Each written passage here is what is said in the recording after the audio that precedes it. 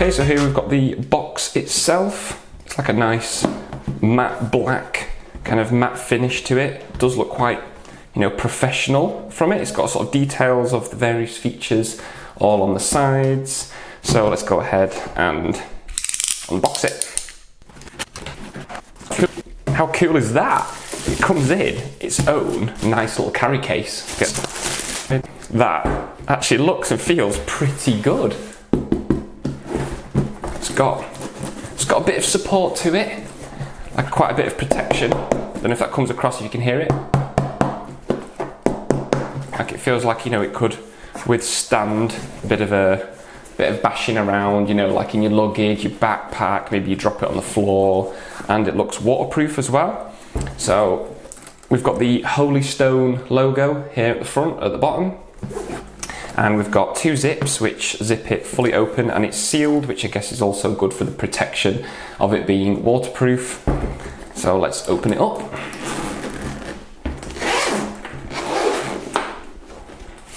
Ooh, this looks good. So let's just have a quick look here in this zip compartment. That's some spare props. Just put that to the side. We've got cables. So we've got some cables here, which I assume will be for charging the batteries, and also a screwdriver, which will be used to put the props on. And the actual instruction manual itself, which I'll have a look through and do an initial setup for you.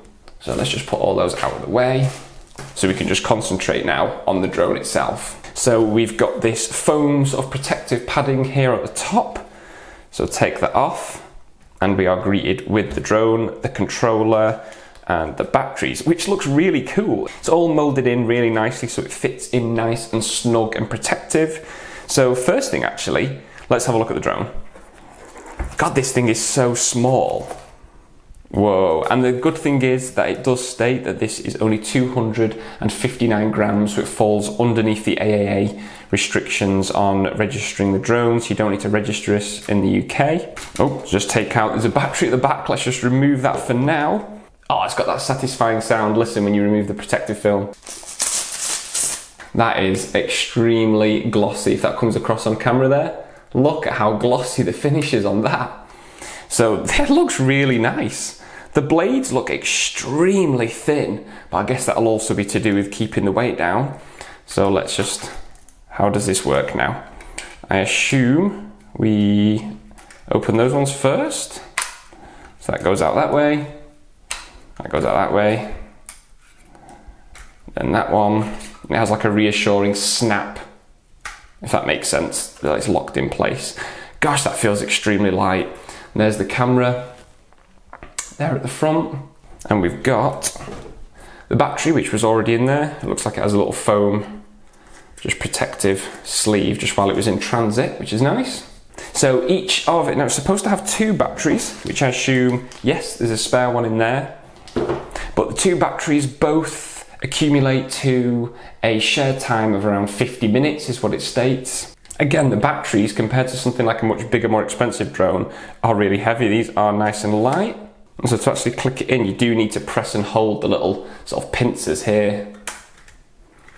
But even with that, yeah, that feels very, very light. So here's the controller, and you know what? It actually looks a little bit like your sort of DJI looking controllers. So it looks like it'd be pretty intuitive, you know, if you are used to those, then where the buttons are and the actual use and feel kind of size of this is very much like a DJI's. You've got these antennas here at the top, which I'm not actually sure if they're just for looks rather than actually functional. I can't sort of tell really just by looking at them. But yeah, the little joysticks have got like a nice grippy feel to them. We've got a couple of buttons. We've got what looks like a return home button. And on this side, I'm guessing it will be the lift off and automatic landing. I can see here at the top, we've got a camera button and a high and low speed. So I'm guessing that's to do with the actual speed of the drone. So do these come out? Let's look. They do. And what's in here? Aha! Whoa, that's pretty cool. That's pretty cool. So actually those handles at the bottom, which is where normally you would put your DJI phone, they're just there as like support, as you can see from my hands, like it fits really nice. A little bit like a PlayStation remote control, but it's here at the top where you actually take out and it fully retracts. So you've actually got to get used to it. It's quite stiff, but you've got to really force it fully out. And then now, if you can see that correctly, it's actually sat at a bit of an angle. And now it means you can actually, there we go, you can put your phone in there. It would have been nice to have seen a little bit of sort of foam, sort of protection on those areas there where your phone is actually going to slot in. It's actually just plastic. It would have been nice if they did put just a little bit of like foam or rubber, if that makes sense, if I can get the camera in. This is just hard plastic here and here. But you know, if you've got a phone case like myself, then you should be okay. Another little satisfying protective film reveal. And on the back here, we've got a compartment, which is where you're gonna have to put your batteries. These are 2 AA batteries. So unfortunately, you know, it's not as high a standard in regard to like a more expensive drone where you actually charge the controller. You do have to put batteries in this. Right, but without further ado, let's set up this drone and let's get it outside, fly it around and see what the footage is like. Okay, so once you've charged up your battery, which actually if you look at the end of here, see if I can capture it on the camera, press and holding it, as you can see the indication there is showing full. Press and hold to turn it off again. Okay, so that just inserts into the back of the drone. Right there. Now the instructions actually say to unfold the props, and actually it does actually show it here. There's a little first and a second, so you're supposed to do the bottom props going forwards and then do the top props to the back. Oh, one thing to mention is the memory card, which I've slotted into this little locator here. So the controller, as I think I showed in the unboxing, I'll just show you again. That the back doesn't come with any batteries, but I've just put 2 AA batteries into the back. Okay, so now what we're going to do is we're going to pair the controller to the drone. So what you have to do is press and hold the lock button and switch it on. So you just heard the little beeping, and then what we've got here is on the left and right. I'm not sure how well, let's see if I can get the camera to pick it up. You can see there it's like flashing on the left and right, so that's trying to pair. So what I need to do now is to turn the drone on.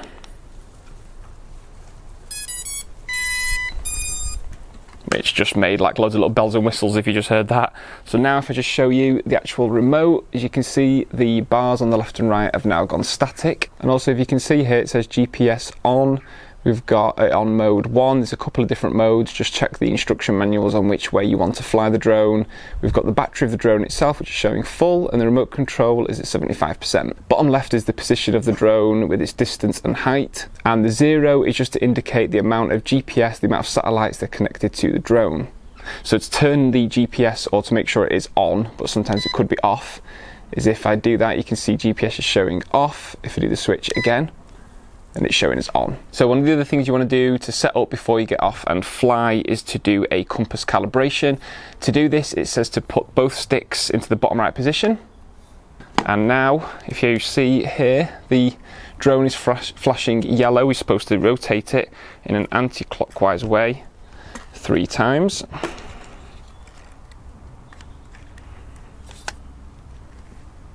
So now they're flashing green, so that means now you do it in an upright position like this, and do it again anti-clockwise 3 times until those LEDs go a static green. Now I said static green, the reason mine is showing as a static yellow is just because it's a weak GPS signal. It's just because I'm doing it quite close to the house in my back garden, but once I get out into a field these should go to green. Now the very last thing before we go out and test flight this drone and see what the footage looks like, how the drone flies itself, I'll just show you that this is the app that you want to be getting hold of, just so you can get a live feed to the drone while you're flying it. I can't quite say that, but it looks like it says Ophelia Go. So make sure you download that. That's from Holy Stone, and that is the app that you're going to need to use. Right, okay, so we've got the drone on the floor set up. It's all charged up. Hopefully you can see this okay. It's very sunny, so I am doing a screen recording at the same time, which hopefully will sort of illustrate it better. But I can see I've got 12 satellites, both on the controller and also at the top of the screen on the app. So we connected the app via the Wi-Fi, which I've just shown you. So now I've got the live feed, which actually looks pretty decent. So I'm just gonna have a quick look. We've got settings, so you can change like the brightness, the contrast, saturation, and sharpness. I'm just gonna leave everything to the factory default, just to sort of keep it as is. I'll set it to 4K. I know this video is only in HD, but it'll be interesting to see what the 4K is like. And what have we got here? FPS, so you can change the frames per second. Oh, cache frame rate, sorry, that's the cache frame rate. Format, so that's good. We can format the memory card, which I'm going to do, so it'll format it for the drone. So let's just click off that. So we've got the settings here, Imperial in feet, I work in feet more than meters. We're in beginner mode, we're not going to have beginner mode. Orbit, I'm just going to sort of set everything. Max distance, just set everything to max. Max altitude. So it's actually got the max altitude at just under the legal limit. Return to home, yep, 6, that's all fine. So let's click off there. If update the data, confirm. On the left I can see we've got takeoff and return to home, and we've got some follow me modes, orbit and headless mode. We're never going to use headless mode, I wouldn't bother with that. Right, so to get the props started up, we just got to press the lock button. And there we go, the props have started. And let's do a recording. Okay, so this is now recording onto the memory card. Let's take it up. That is flying really well, straight off the bat, nice and smooth. Let's have a look what the live feed's like. It's quite hard to see with this very sunny day. Let's take it up to quite a good height. Let's go a little bit further out.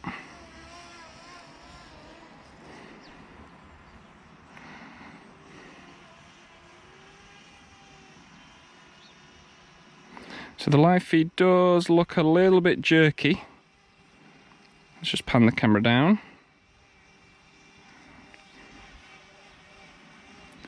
So there's a little bit of wind which you can see is picking up on the camera. The actual drone looks like it is shaking quite a bit, but actually in the air I can see it is pretty stable.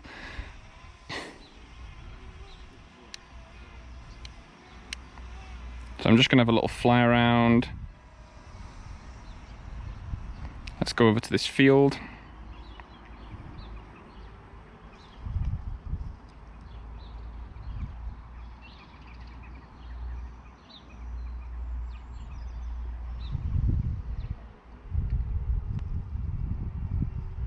It's flying really, really well. The footage on the live feed does look a little bit jerky, but the actual drone itself seems to be flying really nicely. Very smooth. So this isn't one of these like multi-axis gimbals, so as you can see when I'm turning, the actual feed here is angling. The live feed there just had a little bit of a cutout. But I am pretty high, so it's saying I'm at 282 feet and the signal is still really good. So I'm very impressed with the live feed. I'm going to pan the camera down. So the actual reactions as panning the camera down is really good. Distance, I'm just over 200 feet away. I've still got visual of the drone. It does look a little bit overexposed, I've got to say, the overexposure on that. But, you know, as a whole, for the price point, it's pretty cool. So I'm basically directly above me now. So I'm going to hold down. Now one thing I've noticed is I'm trying to come down and descend. It's taking quite a long time. So it's not a fast drone to descend, but that's probably down to the fact that it's very, very light. So I'm just at 128 feet now. I can see it just in the air. What I'd like to do is I'm just going to do like a, let's pan the camera up. I think that's as high as it will go. I'm just going to go sort of forward and see how fast it can get there.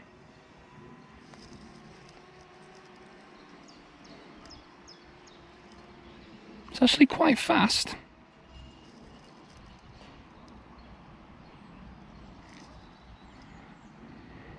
That is quite impressive. So I'm just going to head back towards myself.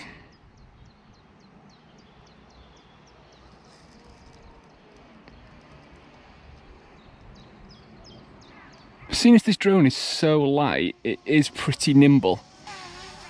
So let's see, let's just set it sort of quite nicely out in the open. Sort of looking down towards myself. And I'll set it to orbit flight and swipe.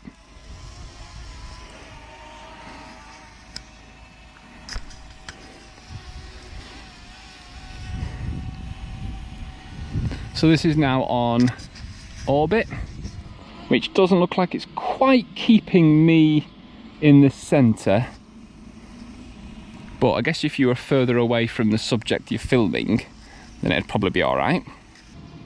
Right, let's cancel that. Now what I'm going to do now is, let's bring it down closer towards me. Now what we're going to do is, let's try the follow me mode. Not sure why it just turned to the side. I'm going to try that again. Cancel that. So I want it to be looking at me. Follow me mode. Why on earth is it just pointed over there? So what happens if I move? Okay, so that's interesting. So it is following me. If that comes across on the point of view, it's following me, but it seems to be looking over there, which makes no sense. If I wanted to run in shot, it's now tilting away.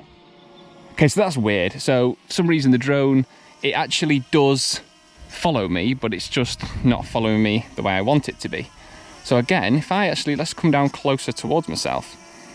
So as you can see, I am in shot.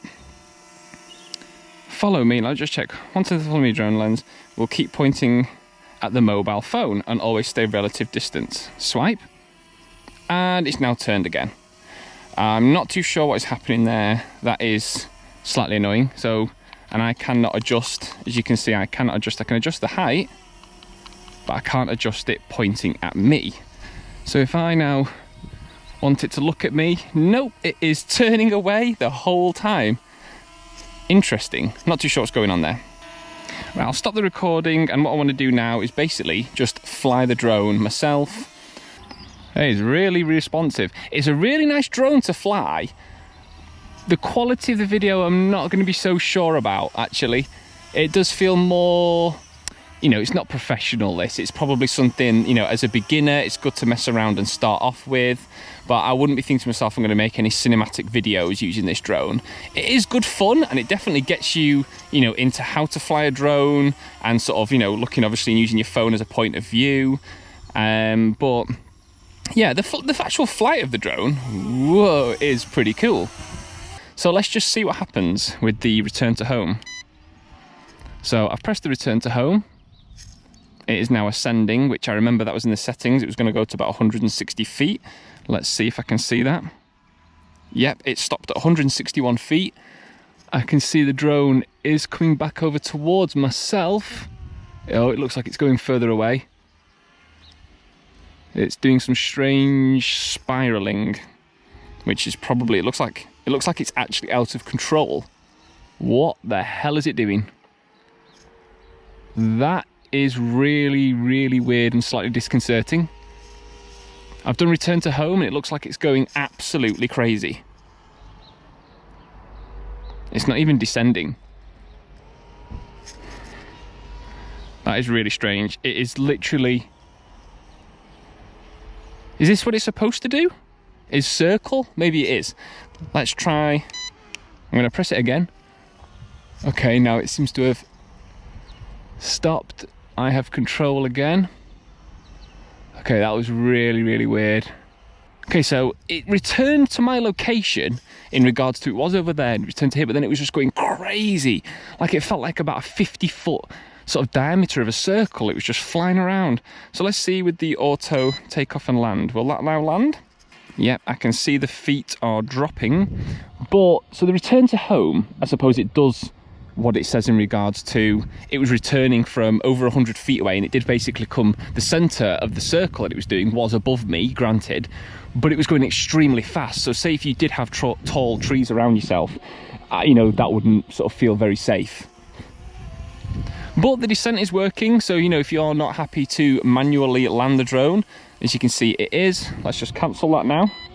So, as a little bit of a summary, the actual look and feel of the drone, how it is packaged, and the sort of flying abilities of the drone is actually really impressive. It felt really nice, stable, smooth, it was accurate, it kept its position pretty well. The battery life, just for me then, having a little play around, is actually very good. That is a good positive. That I've still got 75% there, so the actual battery life I can see would last a long time, more than, you know, that I would need normally for making a video. But I don't think the quality of this is going to be up to scratch to make a cinematic video. I think it's more of something of a bit of a hobby, a bit of fun, sort of like a toy really. It is fun to fly and sort of play with in that respect, and I guess you've got the benefit of recording, taking pictures, but the actual quality of the footage from the drone is just too jerky for me. It's not something I would make cinematic videos of. It is something that I would maybe let someone who's inexperienced to, you know, have a first drone to sort of understand and experience and fly one. Now, one of the positives of this drone also makes it a negative is because it is so light, you don't have to have this registered via the FAA, so you don't have to do anything like that. You can just buy this and fly it. But the negative with it being so light is it isn't as stable in the air with its camera, especially because it doesn't have the support of a multi-axis gimbal. So when it is in the air, the actual footage is a little bit jerky. And also when you're wanting to descend fast, you don't have the weight of the drone to do that. Now the actual controller, actually I'm pretty happy with. It feels nice. The actual function of it was nice. The app was good as well. So with this drone, there is positives and negatives. It'd be interesting to see your comments, maybe your experiences with this drone. I would actually like to see if someone has produced a video, like a really good video from the footage in like post-edit, you know, adding effects, stabilization, all this kind of thing. And it'd be interesting to see what sort of content people can create from this. So comment below with any links of videos. That would be fantastic. If you do want to get one of these, I will pop a link in the description to where I've got this one from. I'll leave the video there. Thanks all for watching. See you again soon. Bye.